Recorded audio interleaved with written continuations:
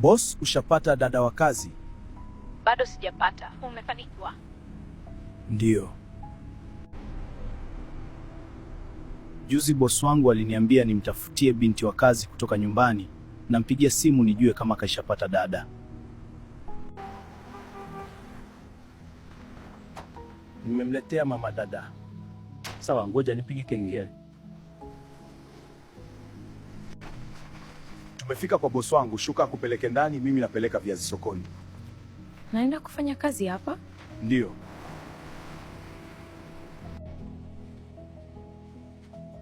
Nenda ndani utamkuta boss. Nadia wapi?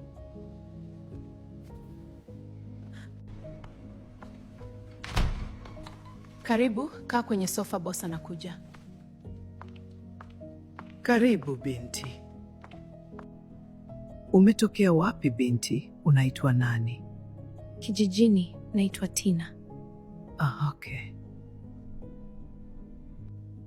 Wazazi wako wanaishi wapi? Wapo kijijini. Vizuri sana.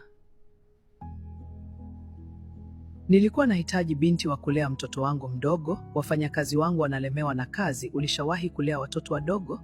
Ndiyo. Una experience ya kazi za ndani au ndo unaanza? Sijawahi kufanya kazi za ndani, ila kulea watoto najua. Najua kulea watoto, na mimi nina mtoto mdogo.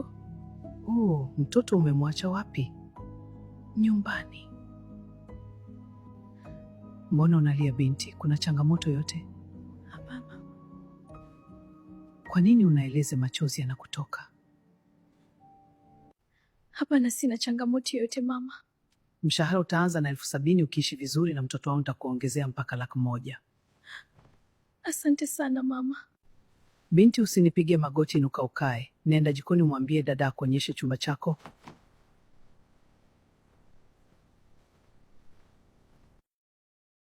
Huyu binti anaonekana na shida sana.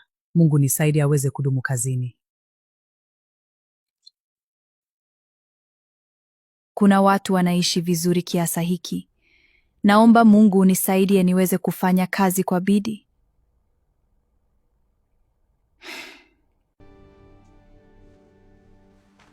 Hujambo mtoto mzuri? Si jambo auntie.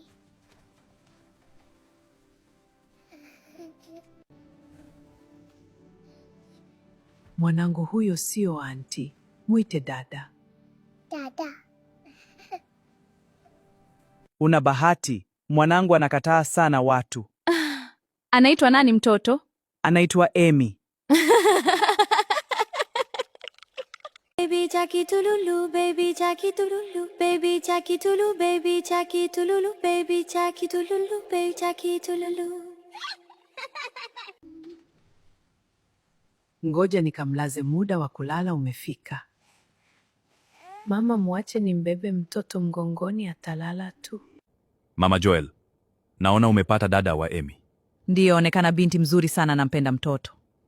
Asije kuwa na kuigizia mke wangu. Hapana, nimemchunguza, ni binti very humble. Ni vizuri mke wangu.